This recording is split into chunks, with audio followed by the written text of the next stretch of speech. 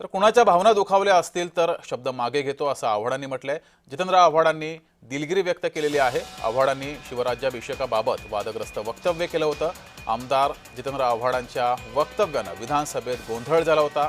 नितेश राणेंकडून आव्हाडांच्या निलंबनाची मागणी करण्यात आली आहे। माझ्या शब्दाने जर कोणाची मन दुख एक मिनिट ऐकून तर घ्या। हे बघा ऐकून घ्या। या चेअरवरनं मी निर्देश दिलेले असतील, अध्यक्षांनी निर्देश दिलेले असतील तर प्रत्येक सदस्य त्याचं पालन करतो याची मला खात्री आहे। त्यामुळे मला संपूर्ण खात्री आहे की एक मिनिट थांबून घ्या, मी पालन दिलगिरी व्यक्त करतो।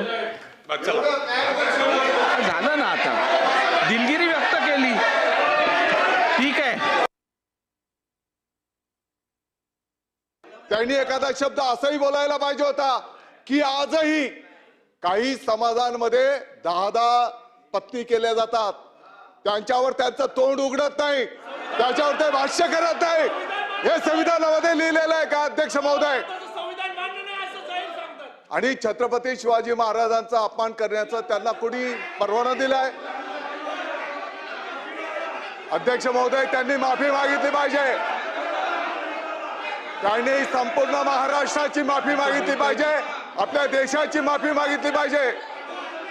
छत्रपती शिवाजी महाराजांचा राज्याभिषेक याचा उल्लेख करताना कुठल्या पुस्तकात काय लिहिलंय, पायाच्या अंगठ्यानं टिळक लावला, हे पहिल्यांदा आम्ही इतिहासातला ऐकतोय। हा छत्रपती शिवाजी महाराजांच्या संदर्भातला जे वक्तव्य त्यांनी केले ते काढून टाका अध्यक्ष महाराज, ते पटलावरनं काढून टाका। तुम्ही माफी मागायला सांगितले अध्यक्ष महोदय, तरी पण हातवारे करणं आणि आमच्यावर उपकार करतात असे जे काय ते दाखवतायत अध्यक्ष महोदय। उद्या काय हे लोकांना कोणाच्या त्या औरंगजेबाला खुश करण्यासाठी, त्या टिप्याला खुश करण्यासाठी हे कार्यक्रम करतायत का? मग अध्यक्ष महोदय, आपल्याला मी विनंती करतो अध्यक्ष महोदय, यांना पहिलं निलंबन करा अध्यक्ष महोदय इथून, नाहीतर अध्यक्ष